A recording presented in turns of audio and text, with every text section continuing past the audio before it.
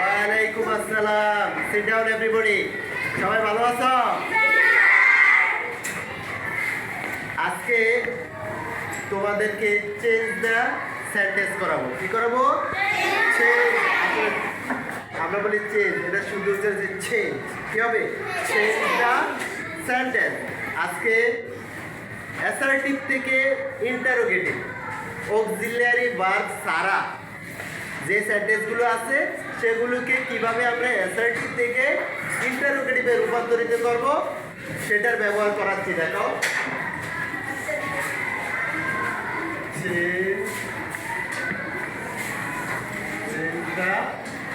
Sentence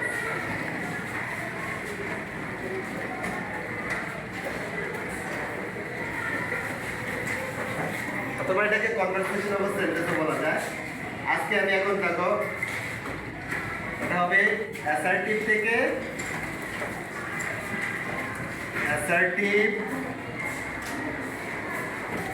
assertive two interrogative.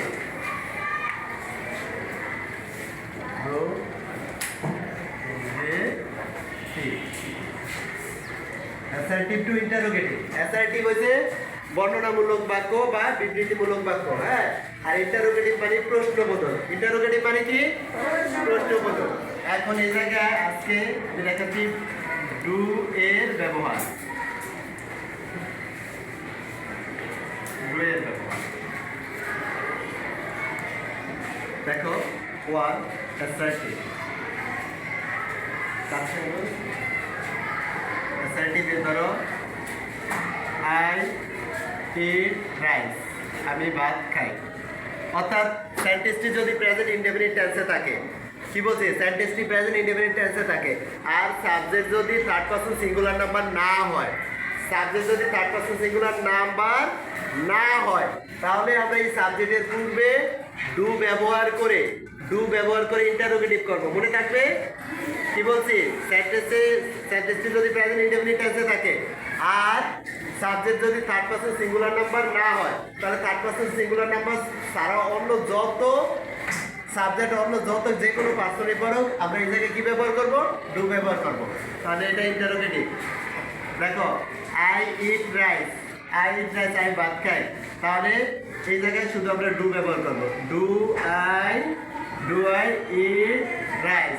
এটার অর্থ হচ্ছে আমি কি ভাত খাই, আমি কি ভাত খাই, আমি কি ভাত খাই। বুঝতে পেরেছ? এইবার আরেকটি উদাহরণ দিই। ধরো, আরেকটি উদাহরণ দিচ্ছি। দেখো,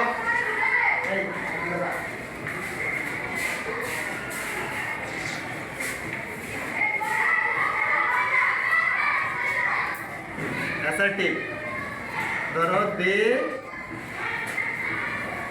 প্লে ক্রিকেট।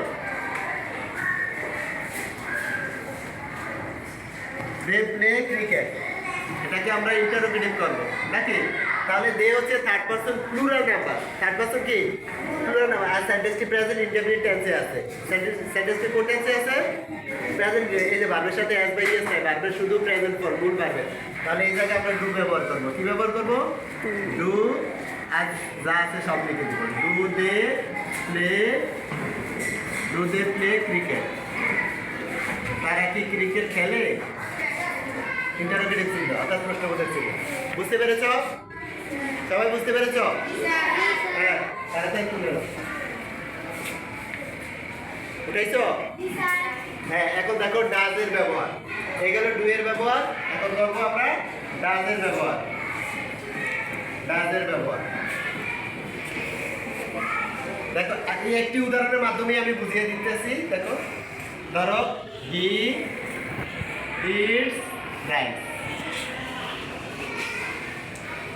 যদি সেন্টেন্সটি প্রেজেন্ট ইনডেফিনিট টেন্সে থাকে আর subject third person singular number হয়, সাবজেক্ট যদি থার্ড পারসন সিঙ্গুলার নাম্বার হয়, তাহলে সাবজেক্টের পূর্বে ডাজ ব্যবহার করবা আর এখান থেকে এস বাই এস উঠিয়ে দিবা। মনে থাকবে?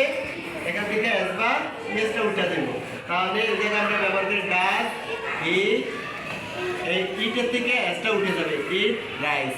তারপরে আমরা এখানে একটা ইন্টারোগেটিভ চিহ্ন অর্থাৎ প্রশ্নবোধক চিহ্ন দেব। বুঝতে পেরেছো? এবার আরেকটি উদাহরণ দিই। ধরে অ্যাসার্টিভ লিখলাম রানা goes to school। দেখো তাহলে Rana third person singular number, সেন্টেন্সটি প্রেজেন্ট ইনডেফিনিট টেন্সে আছে। এই যে ভার্বের শেষে এস বাই এস থাকলে আমরা প্রথমে ডাজ ব্যবহার করব। কি ব্যবহার করব? ডাজ রানা, এই গো লিখবো, ইয়েস উঠে যাবে, গোজ গো টু স্কুল। বুঝতে পেরেছো সবাই? হ্যাঁ, প্রশ্নবোধক চিহ্ন দিলাম। ক্লিয়ার? তাহলে কখন এস বাই এস উঠে যাবে? যখন ডাজ ব্যবহার করবো তখন এস বাই এস উঠে যাবে, মূল সেন্টেন্স থেকে এস বাই এস উঠে যাবে। উঠেছো? ঝটপট করো।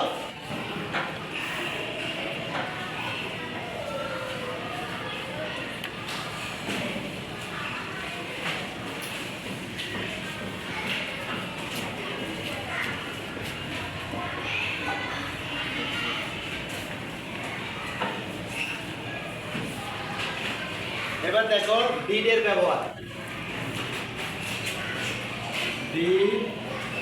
ডিড এর ব্যবহার সেন্টেন্সটি যদি পাস্ট ইনডেফিনিট টেন্সে থাকে, কোন টেন্সে থাকে? পাস্ট ইনডেফিনিট টেন্সে থাকে, তাহলে সাবজেক্টের পূর্বে ডিড ব্যবহার করব। কি ব্যবহার করব?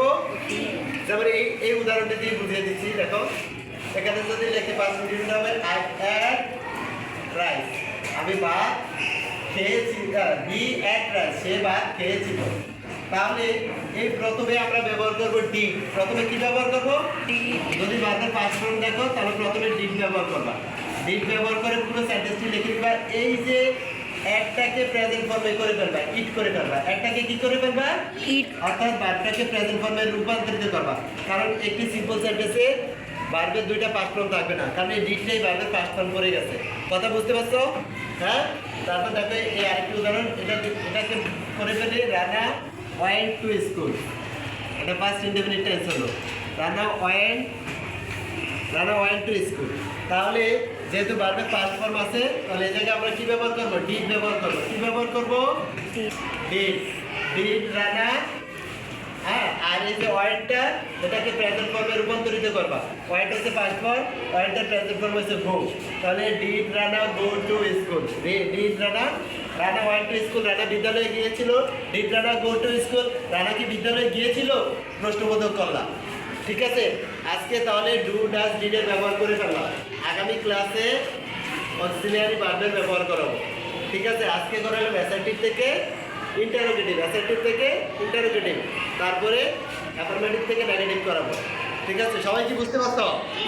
কার কোনো সমস্যা আছে? ঠিক আছে, সবাই ভালো থাকো, সুস্থ থাকো। আল্লাহ হাফেজ।